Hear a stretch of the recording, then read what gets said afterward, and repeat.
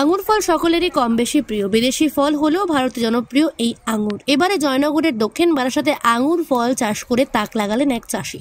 জানা গিয়েছে দক্ষিণ 24 পরগনা জেলার জয়নগরের দক্ষিণ বারাসাতের একজন চাষি তিনি। চীন, যুক্তরাষ্ট্র, ইতালি, ফ্রান্স, স্পেন, তুরস্ক, চিলি, আর্জেন্টিনা, ইরান ও দক্ষিণ আফ্রিকার মতো দেশগুলোতে বিশ্বের সবচেয়ে বেশি উৎপাদন হলেও ফলটি প্রায় সারা বিশ্বেই জনপ্রিয়।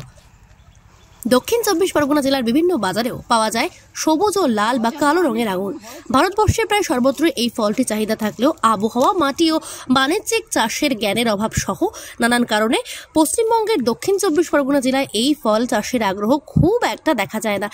একসময় তার খেয়ালে আসে যে তার আঙুর উৎপাদনের চেষ্টা করা উচিত এবং তিনি বিভিন্ন মাধ্যম দিয়ে আঙুরের চারা সংগ্রহ করে তার নিজের বাগানে চাষ শুরু করেন। ফলনটা মোটামুটি বেশ ভালোই হয়েছে, তবে সবুজটার মধ্যে বীজ আছে, হয়তো আরো ভালো জাত পেলে সেটা আরো ভালো হতে পারত। সাধারণত আঙুর চাষের জন্য এমন জায়গা দরকার যেখানে বৃষ্টি হয়, কিন্তু আবার মাটিতে জল জমে থাকবে না, আবার আবহাওয়া হতে হবে শুষ্ক ও উষ্ণ থাকতে হবে। কি বলে এই মাটি চাষ সাধারণত তো আমাদের এই দেশের মাটিতে তো আঙুর চাষ হয় না, তা এই চাষ করা হয়েছে। দেখতে পাচ্ছি তো আঙুর তো টক হয়, এখন দেখা যাক কীরকম হয়। মোটামুটি তো এখন দেখতে পাচ্ছি ভালো হয়েছে। হ্যাঁ, তা আমরা এই ভালো যদি হয় তাহলে আমরা ফের ভালো করে গাছপালা লাগানোর চেষ্টা করব। হ্যাঁ, আমরা সাধারণত জানি যে আঙুর ফল হচ্ছে টক জাতীয় ফল এবং এদেশীয় মাটিতে আঙুর চাষ হয় না, এটা বিদেশি ফল।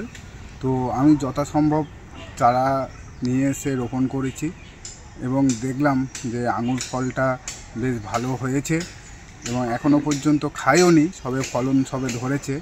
এবার দেখা যাক যে কি হয় ফলটা। কিভাবে সম্ভব হলো?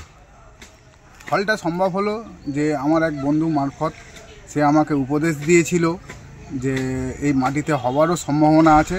তো চেষ্টা করলাম এবং যথাযোগ্য সার, কীটনাশক দিয়ে গাছটাকে তৈরিও করলাম, ফলও এসেছে।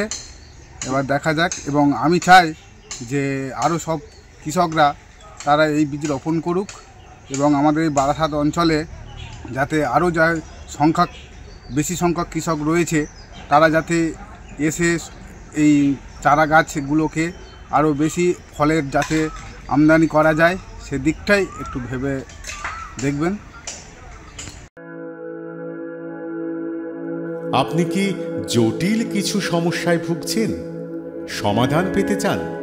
যোগাযোগ করুন প্রখ্যাত জ্যোতিষ ও তান্ত্রিক মনসারাম ভট্টাচার্যের কন্যা মনসা কন্যার সাথে। প্রখ্যাত জ্যোতিষ ও তান্ত্রিক মনসা কন্যা হাওড়া জানবাড়ি ও হাতিবাগানের নিজস্ব মন্দিরেও বসেন।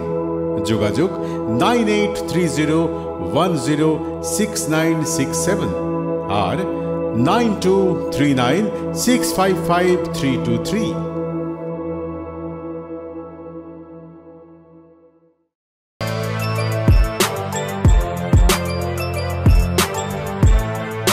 এখন অনেক বড় শ্রী লেদার্স হাওড়া ময়দান। কলার তুলে নয়, বুক চিতিয়ে চলা।